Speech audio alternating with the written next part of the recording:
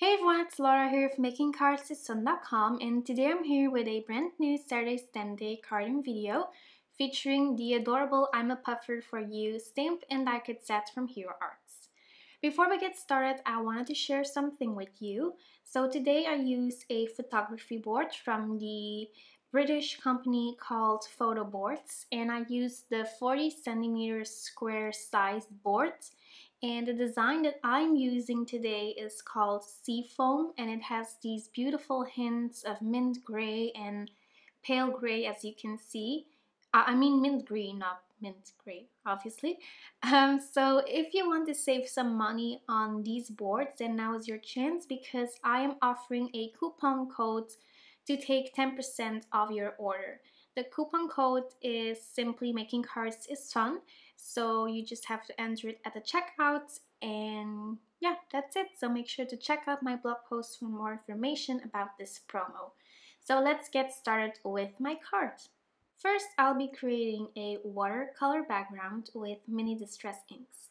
I'm using some Canson watercolor paper today, and as you can see, I am smudging my ink pads to a piece of laminated cardstock, and this is my little palette. I learned this little trick from Christina Werner because the using laminated cardstock is really easy since you see the actual color on the white cardstock. Of course, you can also just use your craft sheet to do that. I'm using various tones of blues, and I'm also using a green. I am using Tumbled Glass, Mermaid, Lagoon, Salty Ocean, Peacock Feathers, and Shabby Shutters. So first I am just adding a watercolor wash. I added some water first to make sure that these colors will move and blend nicely. And then I am just picking up all of these colors with a wet paintbrush, and I'm just randomly spreading these colors around. There's no right or wrong when it comes to watercoloring.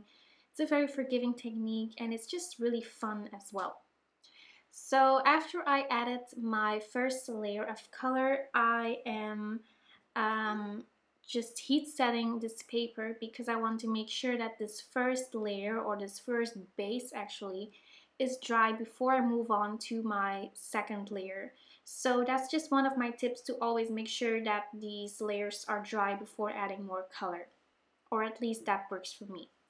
So after that was completely dry, I went ahead and I added some more color here and there. This time I used less water since I wanted just a little bit more of an intense look.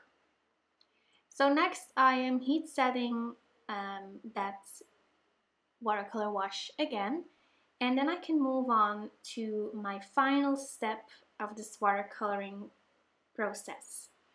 So I am going to be adding some watercolor flicks. So I'm just using a bunch of water, and then I mix that with my ink, and then I am splatting on some splatters with my paintbrush. So I'm just kind of flicking the brush. It's really easy, you can do it just randomly, and I think it's also a really nice finishing touch to a watercolor piece, and it would also look really lovely when you would use like metallic colors. So after that's completely dry, I'm going to be stamping the waves from that I'm a Puffer for You stamp set from Hero Arts, and this time I'm stamping with distress ink. So since that ink matches the color that I used for the watercolor background.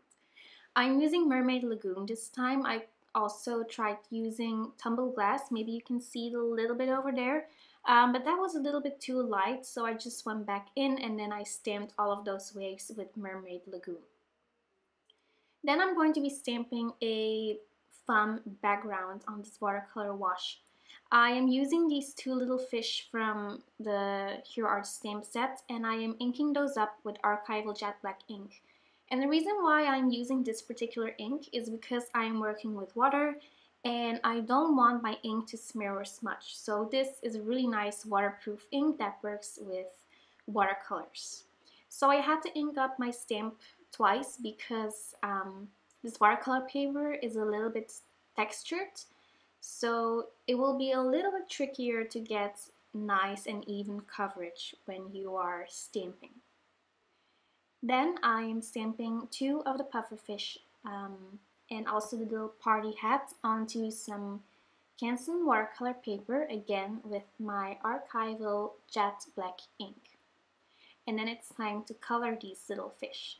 So this time I am using ZIG clean color wheel brush markers, and seriously, it took me a while to figure out how to get some nice shading, and I think I finally figured it out. So first I am using my darkest shades. This one's called light green, so I'm just adding it to my image, and then I am blending that out with my Pendle Aquash brush. Now you could also just use a regular paintbrush, of course. And then I am blending out that darkest green with my lightest color. So this is my highlight, and this color is called pale green. And then I'm using my water brush to blend that light green with my white paper. And then I'm also going back in with that water brush to make sure that there aren't any harsh lines between the darkest gray and my lightest gray. So overall, I recommend using 2 shades, and then you just have to do a lot of blending until you're just satisfied with the outcome of your image. So next I'm doing the same for my purple fish. I am using this gorgeous color first. This one's just called Purple, and I think that this shade is just absolutely beautiful. And then I am blending it out with my water brush first, and then I'm going back in with my highlight, with my lightest color, called Light Violet. And at first it seemed like these colors wouldn't blend together nicely, but if you use a lot of water and you have a lot of patience, then everything will be okay in the end.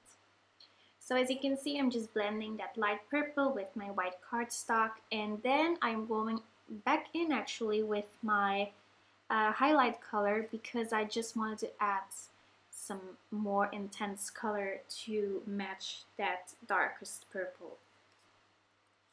So after coloring all of my images, and when I made sure that these were dry, it's time to die cut these. So I'm using the coordinating dies from the I'm a Puffer for You stamp set from Hero Arts. And I'm using my Spellbinder's Platinum 6 die cutting machine to die cut all of these shapes. So now that I die cut these shapes, it's time to add some cute eyes to these fish.